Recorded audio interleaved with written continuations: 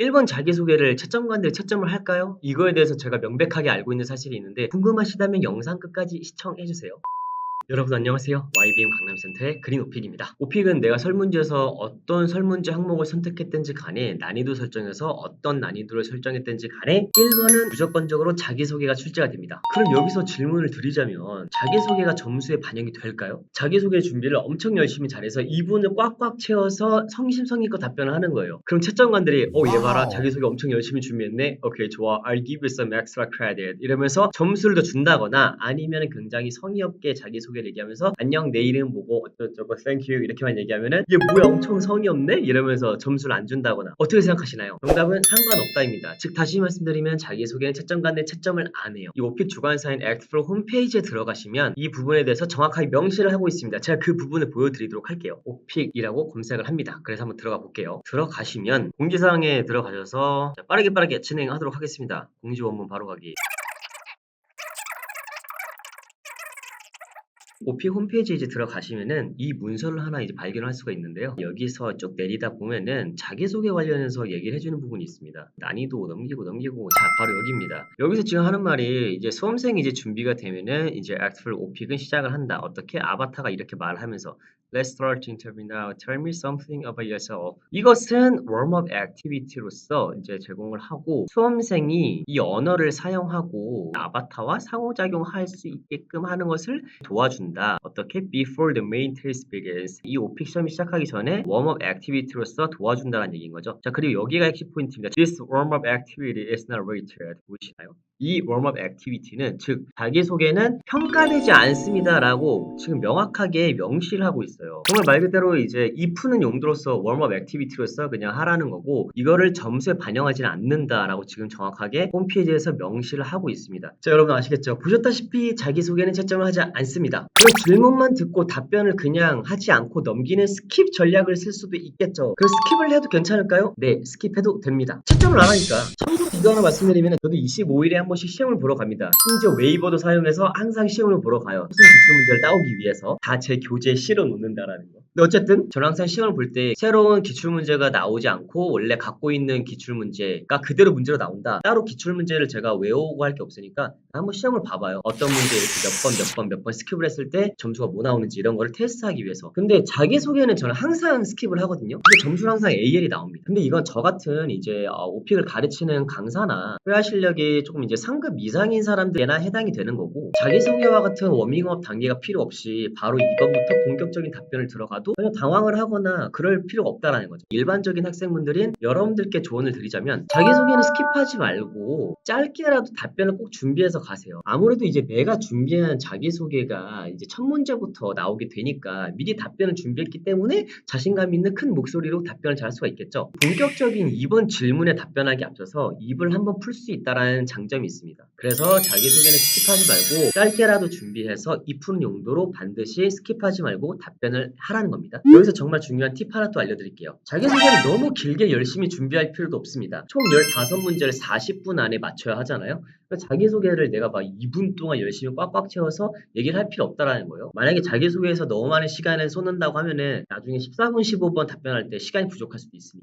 그래서 자기소개는 짧게는 한 30초, 아무리 길어도 1분 안에는 끝낼 수 있게끔 준비를 해주는 게 가장 좋습니다. 그러니까 이 정도로만 준비하면 된다라는 거예요. 저희 교재에 있는 내용을 그대로 가져온 겁니다. 안녕 에바 하고 나서 간단하게 안부 인사해주고 뭐 How are you doing today 이렇게 해도 괜찮고 아니면 doing을 빼고 그냥 How are you 라고만 해도 괜찮고 How's it going? What's up? 표현은 많습니다. 여러분들 가장 입에 잘 붙는 표현으로 해주시면 되는 거예요. 그래서 이제 간단하게 이름을 얘기해 주세요. I'm Korean name 해주시고 But you can call me English name 이렇게 해도 괜찮고 아니면 I go by라는 표현이 있어요. 예를 들어서 내 영어 이름은 뭐 Justin이야 얘기하려면은 I go by Justin 이렇게 표현할 수가 있다라는 겁니다. 아니면 I'm Korean name 하고 나서 And my English name is Justin 이런 식으로 해줘도 괜찮고요. 여기 나와 있는 것처럼 My name is라고만 하지 마세요 여러분들. 이건 굉장히 어색한 표현입니다. 제가 이제 미국에서 좀 오래 살았고 미국 가기 전에는 뉴질랜드랑 호주까지 해가지고 거의 이제 영어권 국가에서 해외 생활만 거의 10년 가까이 했단 말이죠. 그러면서 정말 많은 친구들을 만났겠죠. 심지어 일도 했기 때문에 직장 동료로서 서로 통성명하는 이런 상황도 많이 있었고 그때 My name is라고 자기 자신을 소개하는 원어민들 단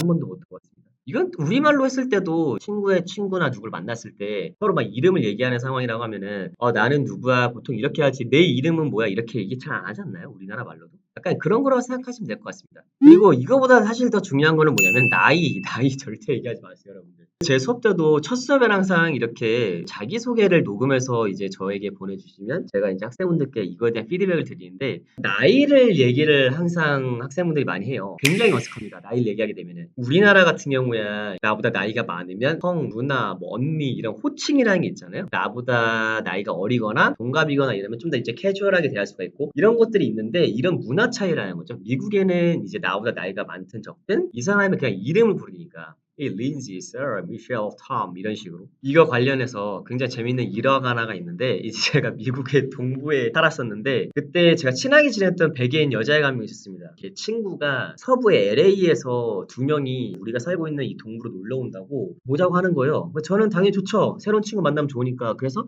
야, 그래 알았어 같이 보자 이러고 동부 뉴욕쯤에서 이제 만났습니다. Hi, how you doing? 막 이러면서 막 얘기하면서 밥도 먹고 와인도 마시고 박물관도 같이 가고 막 이렇게 했었어요. 근데 제가 이제 물어봤죠. 걔네 세 명한테 너네 셋은 어떻게 알고 지낸 사이야? 물어봤더니 얘네가 중학교 때부터 서로 파파존스나 제 기억으로는 파파존스라 했던 것 같은데 거기서 알바를 하다가 만나게 됐대요. 10년을 넘게 알고 지냈다고 하더라고요. 그래서 제가 그냥 그 얘기 듣고 그냥 별 생각 없이 물어봤어요. 너네 셋이 동갑이야? 이렇게 물어봤더니 제 말이 끝나자마자 갑자기 얘네가 막 서로 막 이렇게 눈치를 보는 거예요. 눈치를 보다가 Hey, how old are you? 이렇게 물어보더라고요. 그래서 어떤 애가 먼저 한 명이 I'm 27 이러니까 Oh, you're 27? Oh, you? I'm 29. You're 29. You look so young. 막 이러고 있는 거예요, 애들이. 여러분들 지금 이 상상을 해보세요. 이게 처음 만난 게 아니라 중학교 정도 때부터 서로 알고 지내면서 10년 동안 알고 지낸 사이인데 서로에 대해서 나이를 모르고 있었던 거예요. 저도 미국 가자마자 원어민 친구들을 좀 어떻게 많이 사귀게 됐는데 자주 만나면서 친하게 지냈던 친구들 무리가 몇 명이 있어요. 근데 그 서로의 나이를 친하게 지내고 3년인가 4년 정도 뒤에 서로의 나이에 대해서 얘기를 했던 것 같아요. 그것도 어떻게 나이 얘기가 나와서 이제 야 근데 넌 몇 살이야? 약간 이런 식으로 이제 얘기를 했었어요. 그래서 자기소개를 하는데 여러분들이 상대방이 그것도 물어보지도 않았는데 내 나이를 얘기한다? 이건 굉장히 어색하고 부자연스러운 상황이 되는 겁니다. 자기소개는 어차피 채점은 안 하지만 첫인상인 거잖아요. 그래서 이제 첫인상에서 굉장히 어색한 영어를 쓰는 사람으로 낙인 찍히고 싶지 않으면 이런 식으로 얘기하지 말라라는 거예요. 자, 그러면 계속해서 볼게요. 이렇게 간단하게 안부 인사하고 이름까지 얘기했습니다. 그래서 여러분들이 여기 살고 있는 도시를 얘기를 해주세요. 예를 들어서 뭐 수원에 산다. 그럼 I live in Suwon, which is one of the biggest cities in my country. 하면서 and I love it here. 약간 이런 느낌. 어떤 도시 아무거나 쓰면 되겠죠. 이 빈칸 안에다가 인천이 됐든 부산이 됐든 어디가 됐든. 그 다음에 when it comes to라고 하면은 뭐뭐에 대해서라면 뭐뭐와 관련해서라면 이런 말입니다. 내 성격과 관련해서라면 내 성격에 대해서라면 나는 이런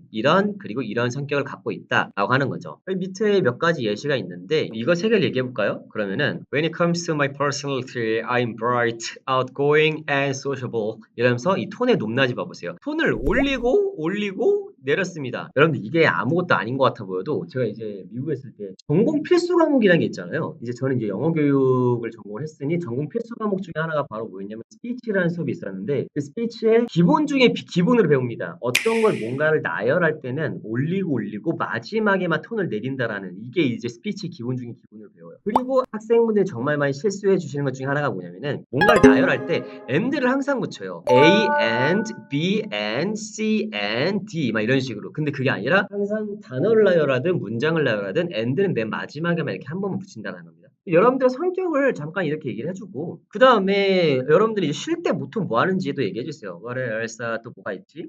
In my free time 내가 쉴 때는 I enjoy 이러면서 enjoy 다음에는 저거 자리에 뭐가 오죠? 동명사가 오죠? 그것까지는 다 알고 있어야 되는 겁니다. 이런 기본적인 문법들은 어쨌든 그래서 여기 세 가지 활동 내가 쉴 때 보통 뭐 하는지 이런 것들에 대해서 이제 얘기를 해준다는 거 이런 식으로 얘기하고 I think pause 잠깐 걸어주다가 생각하는 액션을 조금 집어넣어주라는 거죠. That's pretty much about myself. Thanks for listening. 이렇게 하면 굉장히 깔끔한 결과로서 마무리를 하게 되는 겁니다. 자, 어떠셨나요, 여러분들? 오늘의 영상이 도움이 되셨다면 구독과 좋아요 그리고 댓글까지 남겨주신다면 정말 감사드리겠습니다. 다음에도 또 유익한 영상으로 찾아뵙도록 할게요. 시청해주셔서 감사합니다.